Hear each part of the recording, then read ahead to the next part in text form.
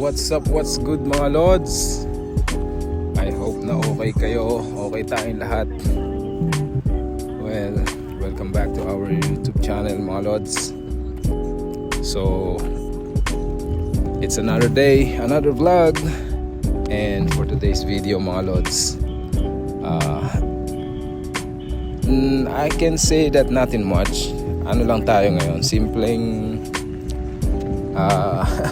araw lang na maghahatid sa school kay Rashard.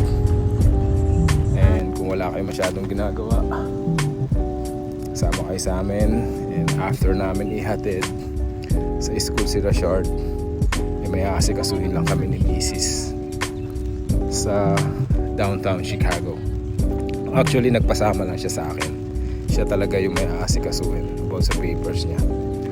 Well, ano yun parang magpapaano lang siya.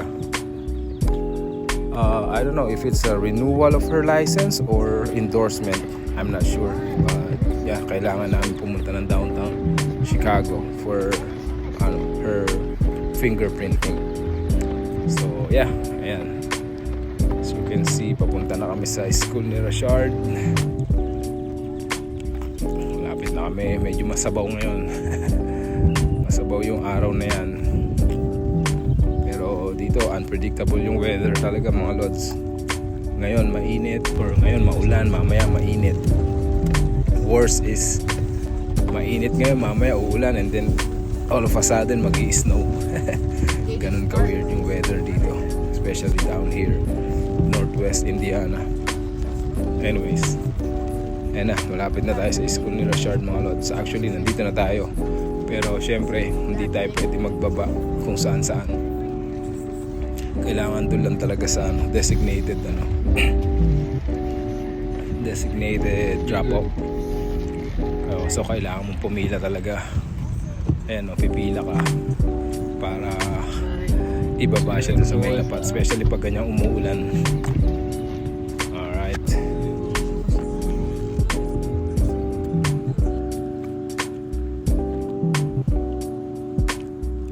So next na i-drop naman namin is si ate.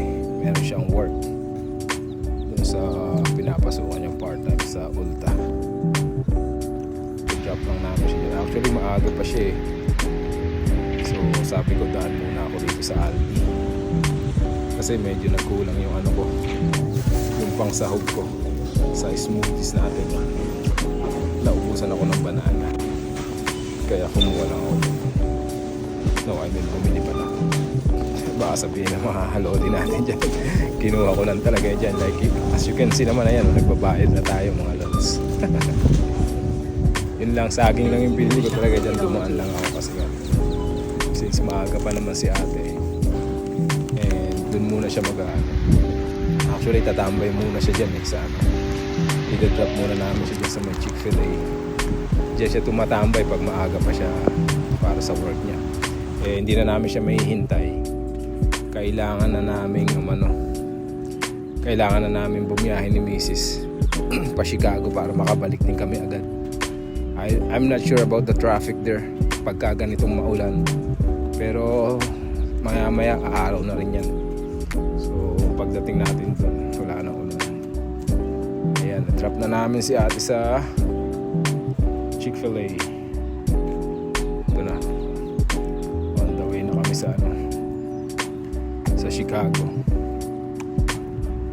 Ayan, nakikita nyo na mga lods, medyo umaaliwalas na yung kalangitan. Ayan na, nagko-color blue na, nagki-clear na. So maya sisikat na rin yung araw niyan. Ayun, yung banda sa may Chicago yan yan, bandang Chicago, Michigan na yun. Maaraw na. Nga pala, nag-toll na kami kasi nga nagmamadali kami. Gusto rin namin makabalik agad. Nag-toll na kami. Pero yung mga toll na yan, okay lang yan Pero yung dun isang madadaanan namin, yung Skyway, yun yung mabigat. Tsaka nagtaas na sila ngayon. Dati 7 something lang yun, ngayon 8 something na, parang $8.10 na. Kaya hindi ako dumadaan dun, ayaw kong dumadaan dun mga lods. Kasi nga mahal. O ito, pang ilan na tong toll namin, pangalawa na yata ito. Yung mga yan medyo mura lang yan, parang $1.30 lang. $1.30, minsan 80 cents nga lang eh, minsan 90 cents.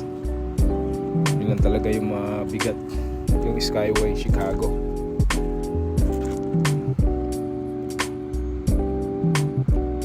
Anyways, ayos lang naman. At least hindi rin kami masyadong na traffic para nga makabalik din kami agad and makapagpahinga dahil may pasok pa rin naman kami later on after that.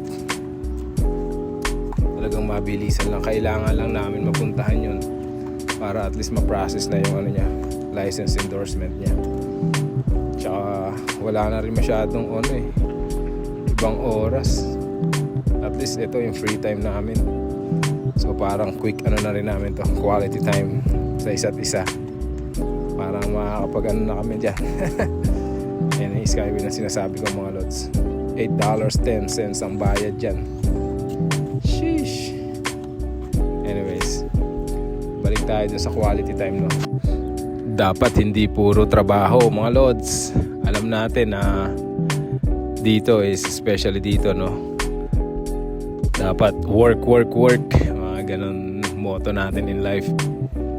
Pero syempre dapat you have to find ways na magkaroon din talaga tayo ng moment, with our spouses or with our partners. Like sa mag-asawa, importante talaga yung quality time. Tulad ngayon,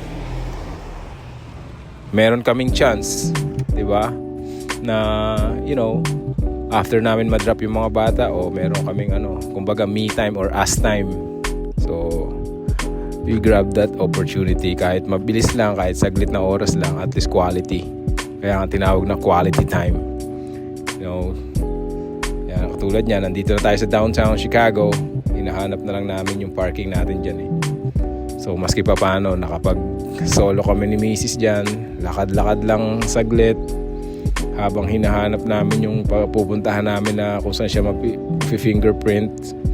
And then yun, na yun, okay na yun. I mean, na yun, kumbaga malaking bagay na para sa amin yun. Well, sa mga bata wala namang problema eh. Kumbaga halos araw-araw kami magkasama ng mga bata, and talagang yung oras ko rin talaga is laging nasa kanila. Kami ni Mrs. halos hindi kami magkita dahil trabaho tayo eh, work nga eh. Pero ganun pa man, kailangan talaga natin yung mga ganitong moments, mga lods. Alright. Ayan, naglalakad na kami, naka Google Map lang ako. So by walk yan yung Google Map namin, kaya nakatuto ako, nakahawak ako sa isang cellphone. Diyan na kami nagpark, hindi na kami nag-take ng chance na magpark doon sa may kung saan yung pupuntahan namin. I mean, marami naman mga parking doon sa tabi ng kalsada. May bayad lang, parang $2 something lang yung bayad eh. Hindi na nga namin tinake yung risk na doon pa magpark, baka wala, or tsaka hindi pa namin alam yung pupuntahan, baka walang available, ma-hassle pa kami. So nagpabook na lang kami ng parking space na mga ganyan. Parang $17 yata yan plus tax. Wala pa kami isang oras dyan sa parking na yan, saglit lang, bumalik din kami agad. So ayan, habang naglalakad kami dito, shoutout muna tayo. Shoutout kay Jose De Jesus, shoutout to you Lods, and also kay Roel Kumayas in Canada, or Kumayas TV, shoutout bro. Alright, ayan na, malapit na kami dito. Malapit na kami doon sa pupuntahan mga Lods.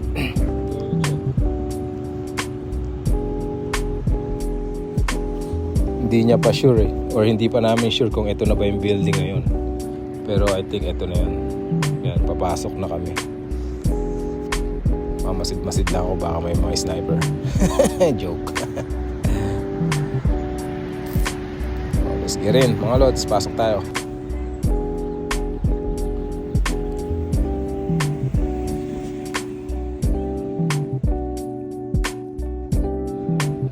naghahanap din sana kami ng CR. Ang lalaki ng mga nakapaskil eh. No public toilet eh. Kumbaga hindi pwede maki-CR. Diba? Hindi ko na binidyo nyo sa loob kung ano nangyari doon or naganap. But yeah, we're done. Ganun lang kabilis. I mean, hindi ganun kabilis. Siguro it took like what? 10-15 minutes din kami doon. Pero okay lang yan. Mabilis lang na rin yun. And then ayan, kalalabas lang natin mga lods. So lakad ulit tayo pabalik doon sa parking. And may isipan namin na magkape since mga wala pang masyadong tulog from duty last night. Ano kami, nag-iisip kaming maghanap ng makakainan. And then problema kasi dito mga lods, yung cellphone ko nalobat na, palobat na. Kaya alam nyo naman, no, yun lang yung gamit natin pang video.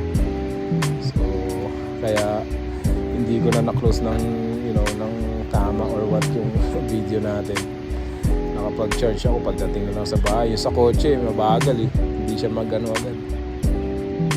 Anyways, ganun pa man, na-enjoy namin yung company ng isa't isa. Hindi ganun kainit, hindi ganun kalamig that time yung weather. So ayos, ang sarap maglakad-lakad, especially downtown, diba? Kahit maingay kahit magulo, pero ayos lang yan. Sarap maglakad-lakad pagka ganyan. Quality and intimate time. Intimate no? Pero ang ingay yung mga trend lang eh. Pag dumaan lang yung trend yan, no?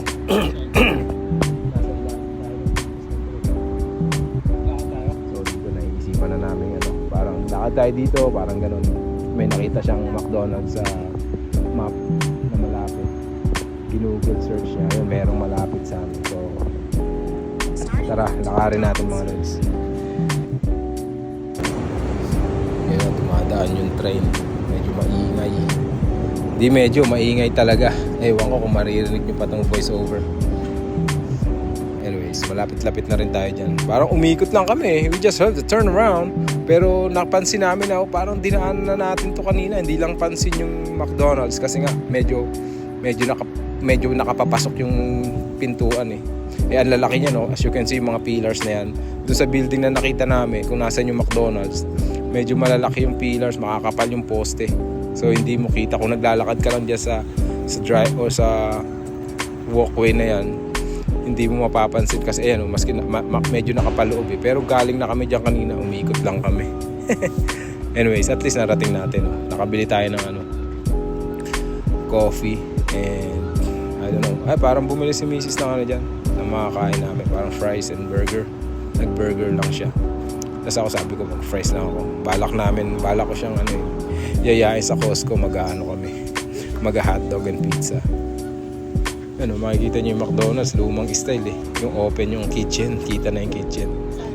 Luma na siguro yung McDonald's na yun. Lalakad na kami pabalik niya sa sa parking. Tingnan ko lang yung mga buildings, mga luma yung mga buildings eh. Maganda eh. Ngayon lang, maraming salamat mga lods.